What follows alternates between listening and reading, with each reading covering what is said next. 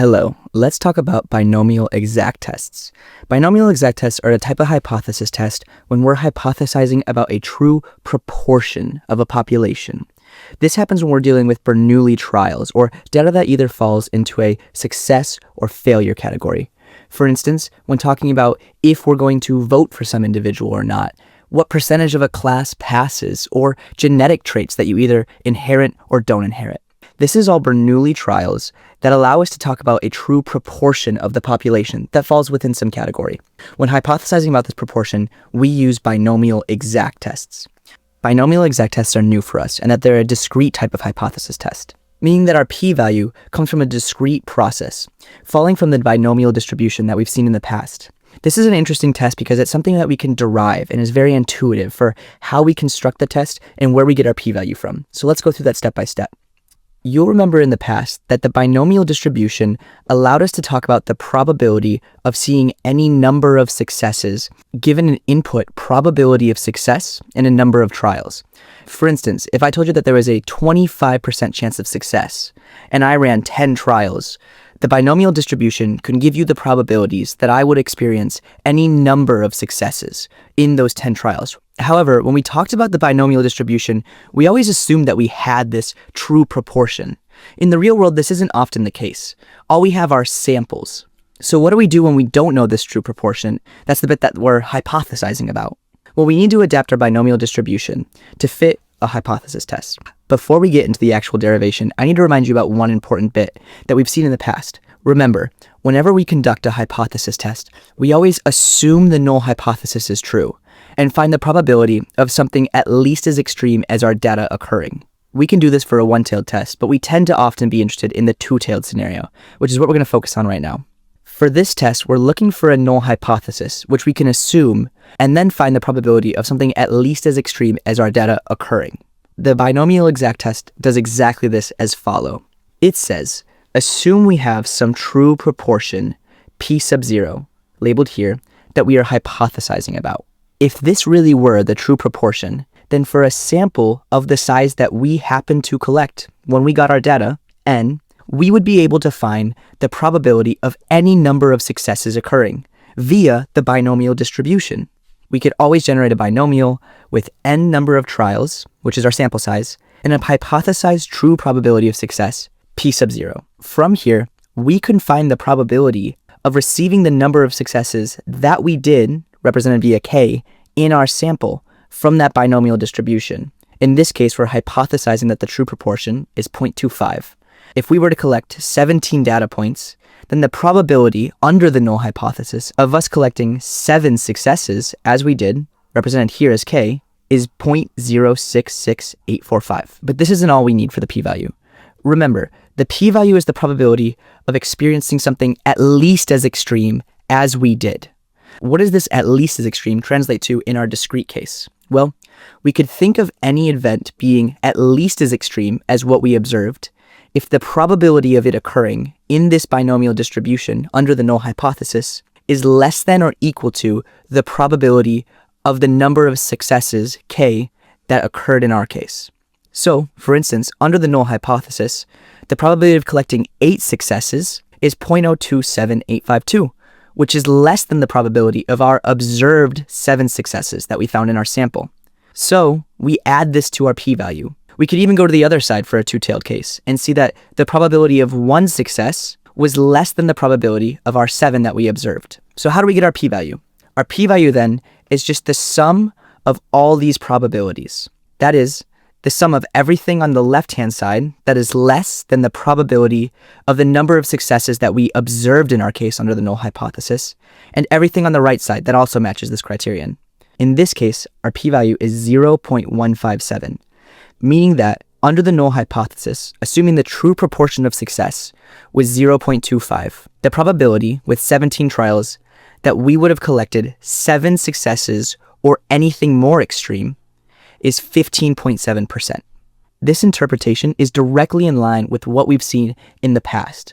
We have now found a formula, intuitively, using the binomial distribution, that allows us to find the probability of observing something at least as extreme as we did under the null hypothesis. This is the beauty of binomial exact testing. We didn't need to use any fancy math. All we needed to do was generate a binomial distribution and sum up all the probabilities less than or equal to the probability of us seeing as many successes as we did in our sample. Now that you have a sense for the derivation of our test, you'll be relieved to know that the process of rejecting or failing to reject the null hypothesis in this discrete case is the same that we've seen in the past for continuous tests. If our p-value is below our rejection threshold, we will reject the null hypothesis. Whereas if our p-value is greater than this rejection threshold, we will fail to reject. Usually we stick with the same alpha we've seen of 0.05, but that's arbitrary and doesn't necessarily have to be our cutoff. Our hypotheses are written out here. The null hypothesis is that p equals 0.25, what we're assuming, whereas the alternative is simply that the true proportion is not equal to 0.25. We can also see here our p hat, which is our sample proportion, just equal to k divided by n. To give you a sense of when we'd use this test, I did a little narcissism test on myself. I had my phone give me a randomly selected photo from my camera roll and recorded if I was in the photo or not. I hypothesized that around 20% of the photos in my camera roll would have me in it, whereas the other 80% would be of other subjects. In order to test this, I collected data. I found from 30 photos that 10 of them had me in it. To test if this 20% hypothesized proportion of photos with me in it is reasonable, I could run the binomial exact test. To do this, I would simply put in my data. I went through 30 photos and found that 10 of them had me in it. From here, p sub 0 is our hypothesized true proportion, which I said is 0.2 or 20%. We can see that this yields a p-value of 0.105. This means, assuming that my hypothesized 20% of the photos in my camera roll had me in them, the probability of receiving a sample at least as extreme as the one I did is 10.5%. Hopefully you can get a sense for how we would input our values for this test and when it would come in handy. A couple important things to note before we move on.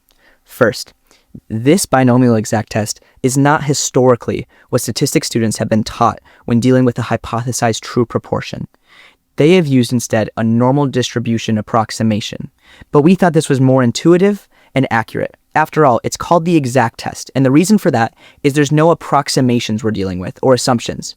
We have the real benefit of not having some required amount of data that we have to collect before we can accurately run our test. This is the real pull of an exact test. We don't have as many restraints that are on us in order to run our test. This benefit of the exact test was not something that was necessarily discovered by statisticians recently, but something that we had the capacity to do. It may not be a big deal with small sample sizes, but imagine that we had hundreds of data points.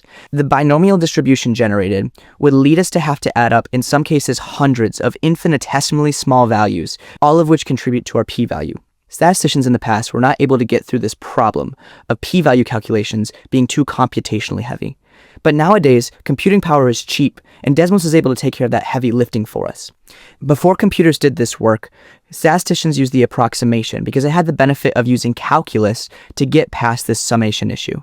But nowadays, we're going to stick with the exact test.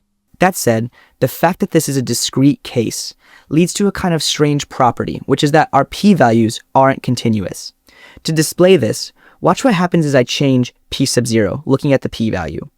It slowly increases incrementally until it jumps up. Watch this one motion here. We go from 0.114 all the way to 0.182, almost instantaneously. Remember, all values in this binomial distribution that are less than or equal to the probability of k add to our p-value. So if p sub 0 equals 0.21, look at this 3. This value is still greater than our probability of 10, which we observed. However, as we shift this up ever so slightly, it crosses that threshold, shading in and being added to our p-value. It is because of this addition on the other side of our curve that our p-values become discontinuous, meaning there isn't guaranteed to be some p sub 0 such that our p-value is exactly equal to our rejection threshold. This doesn't matter so much on the hypothesis testing perspective, but does come into play when we're dealing with confidence intervals. This strange property is simply something to note and be aware of. We might not have continuous p-values, meaning we can't always find that threshold where we would reject or fail to reject the null hypothesis. Finally, we can scroll down in this tool and see how the one-sided tests look. Right now we're dealing with a two-tailed test, but if we wanted to run a right-tailed test, it'd be quite easy. We just click on this and it pops up. Here our null hypothesis is that the true proportion p is less than or equal to 0.22, whereas the alternative hypothesis is p is greater than 0.22. This function is very similar to the two-tailed case, The only distinction is we don't pick up any points on this side of the curve. We only focus on what is to the right. Similarly, the left-tailed test only focuses on what is to the left of our observed k. That said, our hypotheses for left and right-tailed tests run identical to what we've seen in the past for other types of hypothesis testing. There you have it. Hopefully by now you have an understanding of how we've derived this binomial exact test, what discrete hypothesis tests look like, and what type of data we would have in order to employ this test. I know it's been a long video and maybe your head's spinning, but hopefully you've stuck around and can understand the intuitive process behind this true proportion hypothesis test. As always, the more you play around with this visual, inputting values and changing the sliders, the more you're going to have an understanding for what's going on. I hope you found this helpful, and thank you for watching. If you find statistics videos like this helpful, consider subscribing. We've got plenty more to talk about.